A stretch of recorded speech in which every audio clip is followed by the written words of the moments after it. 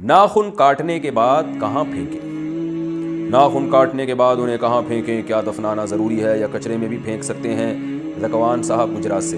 دیکھیں، اس بارے میں ہمیں قرآن و سنت سے کوئی واضح رہنمائی نہیں ملتی کہ ناخن کاٹنے کے بعد کہاں پھینکیں، لیکن قرآن و سنت کا مزاج یہ ہے کہ قرآن و سنت انسان اور انسانی اعضاء کی تعظیم کا قائل ہے۔ تو بال، یہ انسان کے جو ناخن ہیں، یہ بھی بہرحال انسان کے پارٹ کا ایک حصہ ہوتے ہیں، اس لیے ان کو لیٹرین میں، واش روم میں پھینکنا یا بالکل ایسے گھر میں صحن میں پھینک دینا، یہ بھی نفاست کے بھی خلاف ہے اور انسانی تعظیم کے بھی خلاف ہے۔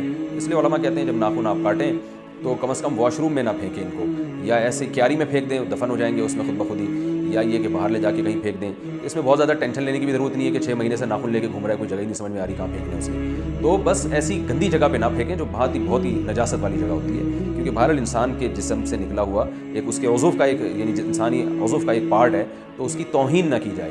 تو اور گھر میں بھی نہ، اس کو تعظیم بھی جائز نہیں ہے کہ آپ نے گھر میں اس کو شیشے کی ڈبی میں اوپر رکھ دیا، تو درمیانی راہ اختیار کرنی چاہیے اس بارے میں۔ بعض لوگ بہت اس میں ٹینشن لیتے ہیں کہ سمندر میں پھینکنا چاہیے، اب ناخن کاٹ کے کون جائے گا سمندر میں پھینکنے کے لیے، اور بعض کہتے ہیں دریا میں بہا دو، تو وہ بھی ایک ٹینشن ہے۔ تو اسلام میں اتنے تکلفات نہیں ہیں، ہمیں نہیں ملتا کوئی صحابی ناخن لے کے کہیں جا رہے ہوں سفر کرنے کے لیے جی دریا میں پھینکوں گا، تو ایسے ہی مٹی میں پھینک سکتے ہیں آپ ان کو۔